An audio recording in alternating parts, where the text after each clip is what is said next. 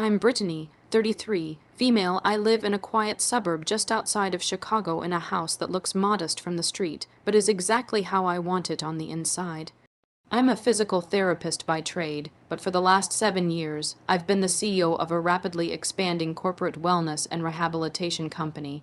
We service large construction firms and factories, helping their injured workers recover and return to work safely. Most people in my family think I just rub backs for a living. My cousin Kevin, specifically, has always treated my career like a cute little hobby, but when he decided to loudly announce to our entire extended family that my company's valuation was fake monopoly money, he didn't realize he was biting the hand that, quite literally, had been feeding his own failing business's safety rating. He owed me money, a lot of it, and I was done waiting. Before this story unfolds, I'd love to connect with you. Please let me know in the comments where you're watching from and what time it is in your corner of the world. It's amazing to see how far these stories can travel. My family has always been loud. We are the kind of family that thinks volume equals correctness. If you're shouting, you must be right. I was the anomaly. I was the quiet one who sat at the kids' table until I was 25, observing rather than participating. Kevin, my older cousin, was the golden boy. He was 36, a serial entrepreneur in the construction management game. To be fair, he could build a house, but he couldn't build a spreadsheet to save his life. He drove a lifted truck that cost more than my first apartment, wore brand name work boots that never seemed to get dirty, and always had a big deal just around the corner. I, on the other hand, drove a 3-year-old sedan.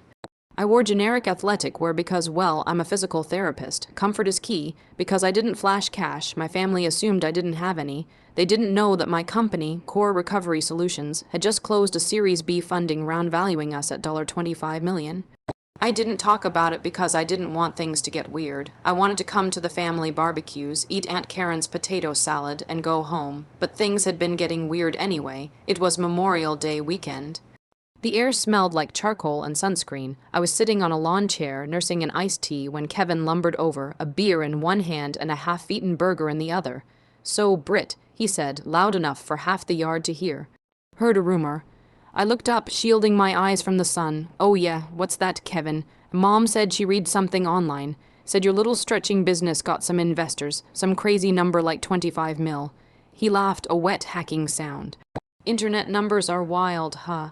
It's a valuation, Kevin. It's based on assets, contracts, and projected revenue," I said calmly. He waved his burger at me dismissively. "It's paper money. It's not real. You can't spend valuation at the grocery store, Brit. It's all a bubble. You're walking around acting like you hit the lotto, but that $25 million isn't real. It's fantasy land." I felt a muscle in my jaw twitch. "It's real enough to the bank. Sure, sure." He smirked, looking around to make sure people were watching him put me in my place. "Call me when you have actual cash, not just some tech. Bro, promise note. Stick to the massages, honey." He walked away, chuckling to himself. Aunt Karen, his mother, beamed at him from the grill, clearly proud of her son for bringing me back down to earth. I took a long sip of my tea. He was right about one thing. Valuation isn't liquid cash.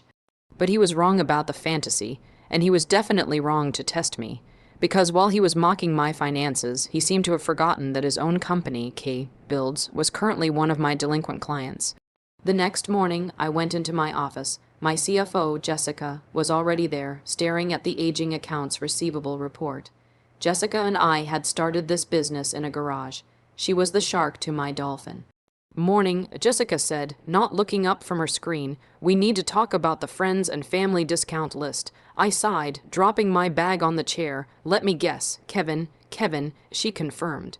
K-Builds is now 90 days past due. We sent the ergonomists out to his 3 major job sites for that 6-week safety audit and training program. We rehabbed 4 of his guys who threw their backs out hauling drywall. We did the work, Brittany. How much? I asked, though I already knew the ballpark. $84,000. Jessica said, "That includes the late fees he's ignoring. We've sent 3 invoices. He's ghosting the accounting team. Last time my assistant called, he told her to talk to Brittany. She knows I'm good for it." I rubbed my temples. I had authorized the work because Kevin had begged me. He said his insurance premiums were skyrocketing and he needed a certified safety program to get them down. I gave him the family rate, basically cost, and he still wasn't paying. He told me yesterday that my money isn't real. I said, staring at the ceiling. Jessica spun her chair around. Excuse me. He told the whole family my business valuation is fake, that I'm playing pretend. Jessica's eyes narrowed. She pulled a file folder from a stack and slid it across the desk toward me. Well, this invoice is very real, and so is the contract he signed. Personal guarantee. If the LLC doesn't pay, he is personally liable. We have his truck, his boat, and his house listed as collateral assets in the standard clause. I opened the folder. There was Kevin's signature, scribbled and messy just like him. Send him a final notice. I said quietly, certified mail, no more talk to Brittany. Treat him like any other client who refuses to pay. And if he calls you, I won't answer. 2 weeks passed. The certified letter had been delivered. I knew because I got the delivery notification. Kevin hadn't called the office. He hadn't wired the money. Instead, he waited for Aunt Karen's 60th birthday dinner. It was a seated affair at a nice Italian restaurant. About 20 of us were gathered around a long table. The wine was flowing and the mood was generally good. Then the check came for the table. Usually, in our family, we split the bill. But Kevin, feeling grand, stood up and tapped his glass with a fork. Everyone, put your wallets away, he boomed. Dinner is on K. Builds tonight. We just landed a massive contract downtown, unlike some people. He cast a pointed look at me across the table. My company deals in real bricks and real mortar. Real money. The table cheered. Good boy, Kevin. Aunt Karen clapped. A real businessman. I sat there, staring at my pasta. The audacity was actually impressive. He was buying $800 dinner while owing me 84 grand. He wasn't done. He walked around the table to pour more wine for everyone, stopping behind my chair. He leaned down, smelling of cologne and arrogance. You okay there, Britt? You look a little sour. Don't worry, I got your spaghetti. Maybe one day when that Monopoly money turns into nickels, you can treat us. The table went silent. It was awkward. Even my dad looked uncomfortable. Kevin, that's enough. My dad mumbled. What? I'm just saying. Kevin laughed, resting a heavy hand on my shoulder. She walks around like she's Elon Musk, but she can't even cash out. It's all smoke and mirrors. I stood up. I didn't shout. I didn't flip the table. I just calmly removed his hand from my shoulder. Kevin, I said, my voice steady but projecting clearly in the quiet restaurant. Since you're doing so well with real money, I assume you'll be paying the $84,000 invoice you're 3 months late on. The silence that followed was heavy. Forks froze halfway to mouths. Excuse me, Aunt Karen asked, her smile dropping. The safety audit. I continued, locking eyes with Kevin. His face had gone a shade of pale that clashed with his tan. The rehab for your drywall crew. My company did the work. We paid our staff. We covered the overhead. You've ignored 3 invoices and a certified letter. You owe Core Recovery Solutions $84,000. If your money is so real, write the check, right now. Kevin sputtered. This isn't the place, Brittany. We're family. You're trying to embarrass me at my mother's birthday. You just embarrassed me in front of everyone by calling my life's work a fraud, I replied. I'm just clarifying the accounting. Your tab is overdue, Kevin. Pay it. It's a business dispute. Kevin yelled, his bravado crumbling into defensive anger. I'm good for it. I just have cash flow timing. Things. You have cash for $800 dinner, but not for the people who kept your workers from suing you. I grabbed my purse. Happy birthday, Aunt Karen. I'll cover my own meal. I dropped a $50 bill on the table and walked out. My phone blew up before I even started the car. Text messages from my mom. That was unnecessary. From Aunt Karen, how dare you? And from Kevin, you're dead to me. I drove straight to my office. It was 9:00 p.m. Jessica was still there because she's a workaholic, so Jessica said as I walked in, how was the birthday? I need you to pull everything on K. Builds now. We spent the next 3 hours going through the public records and the data our credit risk team had pulled. Kevin wasn't just stiffing me. He had liens from 2 lumber yards and a pending lawsuit from an electrician. But here was the kicker. While his business was struggling with cash flow, Kevin personally had purchased a new boat 3 weeks ago. He had posted it on Facebook, the SS Hustle. He's piercing the corporate veil, Jessica noted, tapping her pen on the desk. He's treating the business account like a personal piggy bank, which is why he can't pay vendors. But since he signed the personal guarantee on our contract, we can go after him personally. I finished. We can. Jessica agreed. But usually, we just send these to collections and write it off as bad debt. It's messy to sue family. I looked at the screenshot of Kevin's new boat.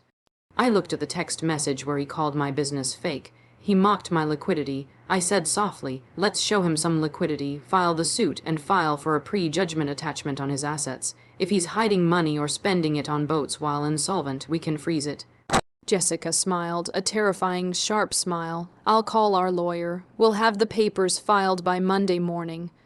Monday morning hit Kevin like a freight train. In our state, if you can prove a debtor is dissipating assets like buying luxury boats while defaulting on commercial debt, you can get an emergency order to freeze accounts pending a hearing. It's aggressive. It's nuclear. I was in a meeting with a hospital board when my phone started vibrating off the table. It was Kevin, then Aunt Karen, then Kevin again. I let it go to voicemail. By noon, Kevin showed up at my office. Our receptionist, a lovely woman named Brenda who takes no nonsense, buzzed me. Brittany, there is a highly agitated man here named Kevin. He says he's your cousin. Is he shouting?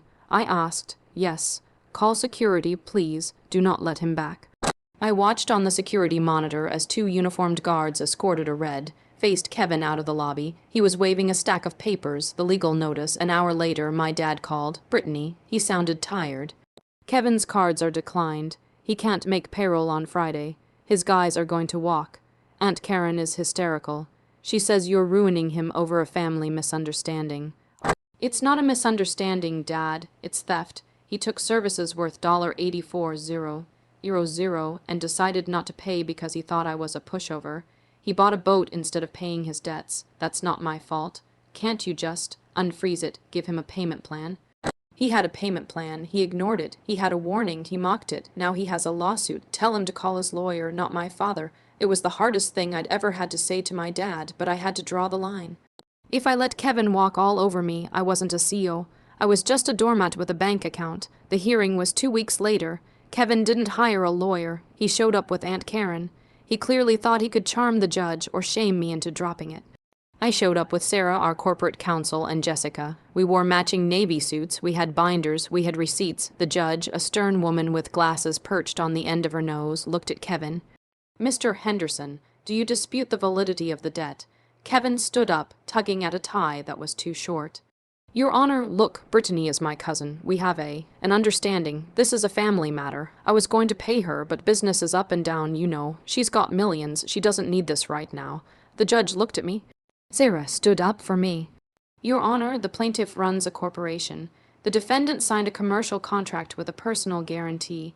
The defendant's relation to the CEO is irrelevant to the contractual obligation. Furthermore, we have evidence that while the debt was past due, the defendant purchased a luxury watercraft valued at $45,000. Sarah held up the photo of the S. Hustle. The judge looked at the photo, then at Kevin. You bought a boat while claiming insolvency. It was a marketing expense, Kevin argued weakly. For entertaining clients, it's a wakeboarding boat, Mr. Henderson. The judge deadpanned. The money isn't even real to her. Kevin blurted out, pointing at me. She's doing this out of spite. She's just mad I made fun of her fake company. The judge banged her gavel. Order, Mr. Henderson. The debt is real. The contract is real. Judgment is entered in favor of the plaintiff for the full amount of $84,000 plus legal fees and interest. The freeze on your assets remains until the judgment is satisfied. Kevin slumped in his chair. Aunt Karen gasped loudly. How could you do this to family? I didn't look at them. I looked at the judge. Thank you, Your Honor. The aftermath wasn't pretty, but it was swift. Kevin couldn't pay the $84,000 in cash. He had to sell the boat at a loss. He had to liquidate 2 of his work trucks. He had to take a high-interest emergency loan from a predatory lender to cover the rest so he could unfreeze his payroll account. A week later, Jessica walked into my office holding a check. It cleared. She said, placing it on my desk, $84,000 plus fees. We are made whole. I looked at the check. It was just a piece of paper, but it felt heavy. Was it worth it? Jessica asked gently. You know you're not getting invited to Thanksgiving. I swiveled my chair around to look out the window at the parking lot. I thought about the years of Kevin belittling me, the snide comments about my little massage job, the arrogance of assuming my hard work was there to subsidize his bad decisions.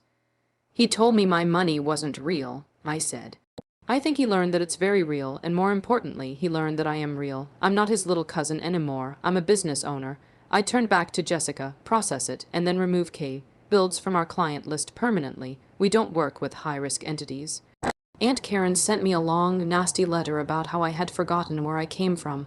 I didn't reply. I hadn't forgotten where I came from. I came from a place where you pay your debts and respect people's work. Kevin lost his business about 6 months later. Turns out, if you treat all your vendors the way he treated me, eventually, nobody sells you lumber. He works for a different construction company now, as a site foreman. He doesn't drive a lifted truck anymore. I still see my parents and my other cousins who treat me with respect. We have nice dinners, and when the check comes, nobody makes a speech. We just pay what we owe. Because that's what adults do.